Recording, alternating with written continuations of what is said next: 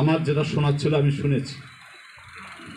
এখন আমার প্রথম কথা হলো, আমরা বিগত দিনে এই ধরনের প্রস্তুতি গ্রহণ করতে পারিনি সাজিলপুর পলাশবাড়িতে। এবার আমি আশা রাখছি এই প্রোগ্রাম থেকে শুরু হবে আগামী দিন জাতীয় সংসদ নির্বাচন, সুষ্ঠু একটি অবাধ নিরপেক্ষ নির্বাচন হবে ইনশাআল্লাহ।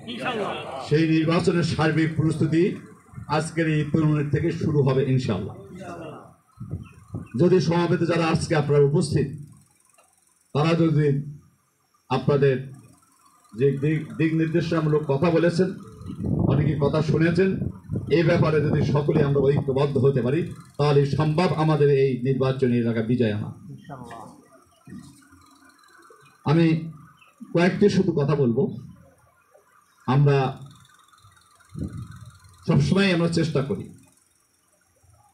আমরা বিগত দিনের ঘটনা আর বর্তমানের অবস্থা, আমাদের সাজিলপুর পলাশবাড়ির অনেক পরিবর্তন।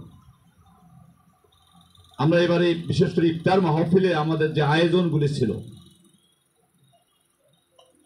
জামাত ইসলামীর ইতিহাসে আমি 79 সালে জামাত ইসলামীতে যোগদান করেছি। তখন প্রথমে ইউনিয়ন নাজেম, সেখান থেকেই দায়িত্ব পালন করে এসেছি।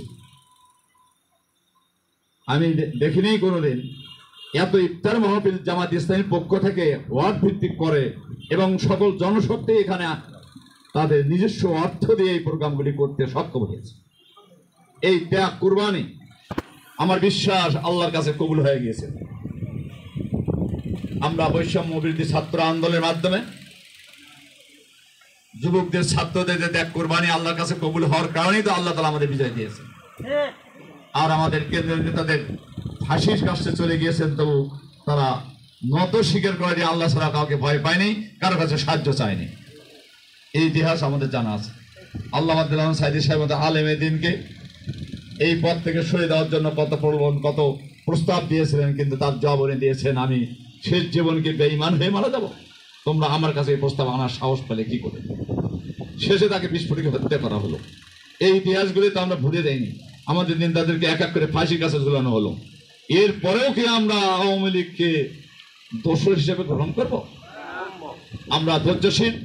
আমাদের আমাদের নির্দেশের কারণে এই দেশে, বিশেষ করে সাজিলপুর পলাশবাড়ি এখনো আওয়ামী লীগ একটু ঘুরঘুর করে ঘুরতে সাহস পাচ্ছে। অস্তিত্বে থাকতো না, সংগঠনের আনুগত্য করি আমরা এবং ধৈর্যশীল। এই কারণে আমরা এই ধৈর্যের মাধ্যমে আগামী দিনে আমাদের বিজয় আসবে ইনশাআল্লাহ, তখন আমরা এটি ব্যবস্থা করবো ইনশাআল্লাহ। আমি সকলকে একটি কথা বলতে চাই, আমি লেবু মাওলানা, ছোট্ট নাম, এটি সবাই চেনে আমাকে। এখন নজরুল ইসলাম নামে অফিসাররাও চেনে না। নজরুল ইসলাম পরিচয় দিলেন, নতুন অফিসার আসলে আর কোনো নাম আছে নাকি সেটা বলেন তো। লেবু মাওলানা, এটা তো আমরা অনেক আগেই শুনছি যে পলাশবাড়ি সাজিলপুর লেবু মাওলানা। আপনার হাসিনাও এটা জানে লেবু মাওলানা।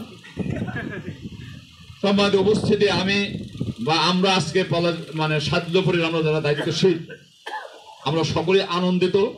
আপনাদের উপস্থিতি আমাদের কাছে আনন্দ দিয়েছে। আপনাদের কাছ থেকে যে কথাগুলি এসেছে, দুই এক ভাই যারা কথা বলেছেন, তারা অত্যন্ত গুরুত্বপূর্ণ কথা বলেছেন, অনেক পরামর্শ দিয়েছেন।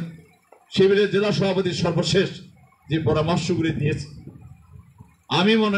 আমি আশা করছি যে জেলা দায়িত্বশীল থেকে শুরু করে বর্তমান এবং সাবেক, তাদের পক্ষ থেকে আমি আশা করি যে শিবিরের ব্যাপারে তারা যেন একটা ভূমিকা রাখে। আমরা জামাতের ব্যাপারে আমরা ভূমিকা রাখছি। আমরা ইউনিয়ন ওয়ার্ড পর্যায়ে আমরা ব্যাপক গণসংযোগ এবং সংগঠনের মান উন্নয়নের জন্য আমরা সার্বিক প্রস্তুতি গ্রহণ করেছি। ইনশাআল্লাহ আগামী দিন আমরা তার ফল পাব। আমরা এমন কোনো ওয়ার্ড নেই যে ওয়ার্ডকে আমরা সংগঠিত করিনি, এমন কোনো ভোট কেন্দ্র নেই যে ভোট কেন্দ্র আমরা কমিটি করিনি। এই জন্য আমি শিবিরের বর্তমান এবং অতীতের যারা দায়িত্বশীল এখানে উপস্থিত আছে, তাদের কাছে অনুরোধ থাকবে, নিবেদন থাকবে, শিবিরের সঙ্গে আমরা সর্বদাই ছেলের মতো, সন্তানের মতন আমরা ব্যবহার করে চাই, কিন্তু আমাদের সময় অভাবে বিভিন্ন কারণে অতটুকু সময় আমরা দিতে পারি না। এটার জন্য আমরা দুঃখিত। কিন্তু ভোট থেকে শিবিরের যাতে তারা যারা ময়দানে ছুটে পড়ে, তাদের সমস্যাগুলি আমাদের চেয়ে জেলা সংগঠনের সাবেক বর্তমান দায়িত্ব বেশি ভালো বলে।